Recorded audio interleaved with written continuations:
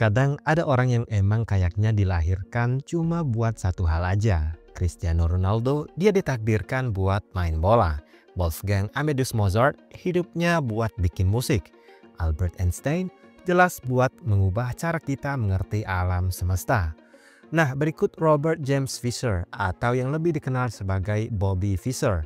Dia lahir di dunia cuma buat satu hal aja, yaitu main catur. Dia itu benar-benar fenomenal. Dia mecahin semua rekor waktu itu.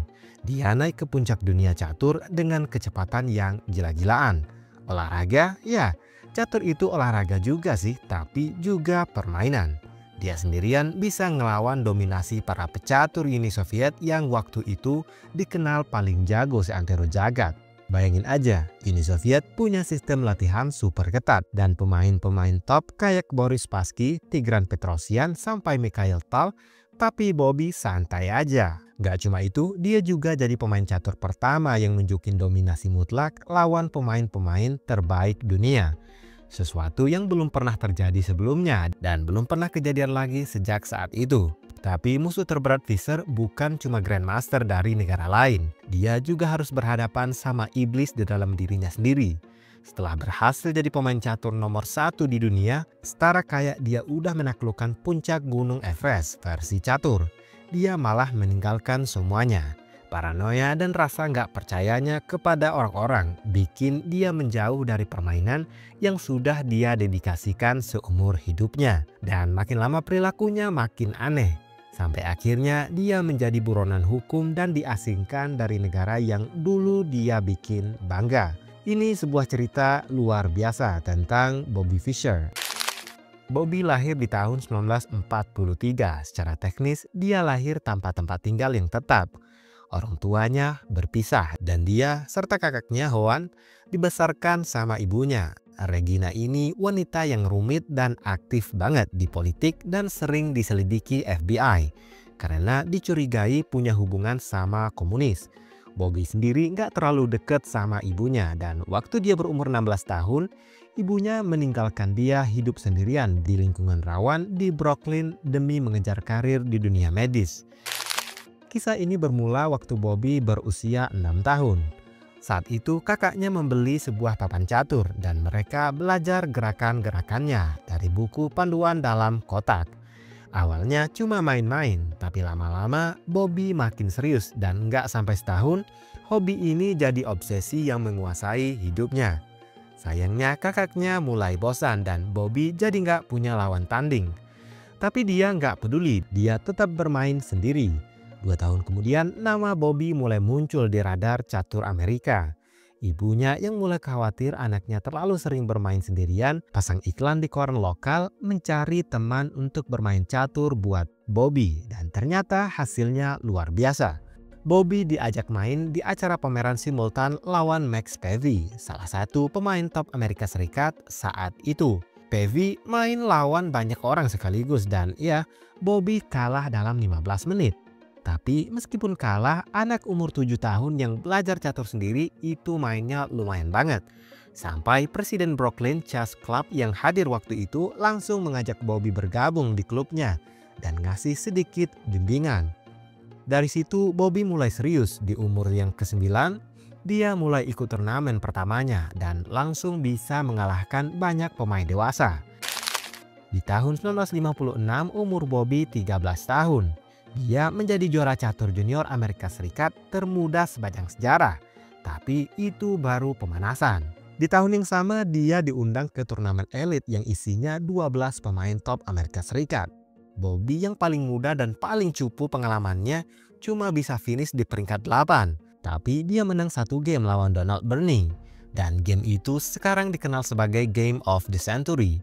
Serangan Bobby ke Raja Putih di umur 13 tahun itu sampai sekarang masih ditelajari orang. Tahun berikutnya Bobby jadi juara catur Amerika Serikat di umurnya yang ke-14. Sampai sekarang rekor itu belum terpecahkan dan dia terus ikut 7 kejuaraan nasional berikutnya dan menang di semua kompetisi. Umur 15, dia resmi menjadi Grandmaster termuda di dunia saat itu. Dedikasinya luar biasa. Dia belajar catur nonstop. Bahkan dia belajar bahasa Rusia untuk bisa membaca majalah catur Uni Soviet. Umur 16 tahun dia drop out supaya bisa main catur full time. Tapi bahkan waktu masih muda udah kelihatan Fischer itu orangnya sangat complicated. Dia sering bikin tuntutan aneh ke panitia turnamen. Dan kalau nggak dipenuhi, dia nggak datang. Akibatnya kesempatan tanding buat gelar juara dunia sempat tertunda bertahun-tahun. Tapi akhirnya di awal 70-an dia dapat juga kesempatan itu. Dia lagi dalam performa terbaiknya. Di turnamen kandidat, dia mengalahkan Mark Taimanov 6-0. Lalu melakukan hal yang sama kepada Ben Larsen. Skor kayak gini nyaris mustahil di level top. Bahkan mantan juara dunia Mikhail Botvinnik bilang itu keajaiban. Dia masuk final lawan Tigran Petrosyan dan Bobby keluar sebagai pemenangnya. Total, Fischer menang 20 pertandingan berturut-turut melawan pemain terbaik dunia. Dan itu nggak masuk akal. Waktu itu dia jadi pemain dengan rating tertinggi di dunia, unggul 125 poin dari pesaing terdekatnya, Boris Spassky. Buat pertandingan, sekarang Magnus Carlsen unggul 60 poin dari pemain nomor 2 dunia dan itu sudah dianggap dominasi besar. Tahun 1972, Fischer akhirnya tanding melawan Spassky buat gelar juara dunia. Spassky punya rekor bagus melawan Fischer dan dukungan penuh dari Uni Soviet. Sementara Fischer cuma ditemani Grandmaster William Lombardi. Catur waktu itu jadi berita utama, bukan cuma soal catur, tapi karena perang dingin. Amerika Serikat melawan USSR di papan catur. Sebelum pertandingan mulai, Fischer sudah ribut duluan, protes tempat, protes hadiah. Pertandingan pun tertunda selama 2 hari karena dia mogok untuk main. Untungnya seorang bankir asal Inggris menyumbangkan dana tambahan buat hadiah dan akhirnya mereka memutuskan untuk bermain di Reykjavik, Islandia. Game pertama dimenangkan oleh Spassky dan game kedua Fischer nggak datang. Spassky dengan sportivitas luar biasa meminta pertandingan dilanjutkan saja dan setelah itu Fischer pun bangkit. Dari ketinggalan 0-2 dia akhirnya menang 7 dari 19 game berikutnya. Cuma kalah sekali dan sisanya imbang. Dia menjadi juara dunia ke-11, bahkan di game ke-6 Spassky sampai berdiri dan memberikan tepuk tangan. Sayangnya di tahun 1975 Fischer harus mempertahankan gelar melawan Anatoly Karpov, tapi dia lagi-lagi memberikan tuntutan yang aneh dan gak semua dikabulkan. Akhirnya dia pun mundur, gelarnya pun dicabut. Dia akhirnya tidak bermain lagi secara publik selama 20 tahun. Di tahun 1992 dia muncul kembali buat rematch melawan Spassky di Yugoslavia. Menang tapi juga kena masalah hukum. Karena waktu itu Yugoslavia lagi kena embargo PBB dan pertandingannya pun dianggap ilegal.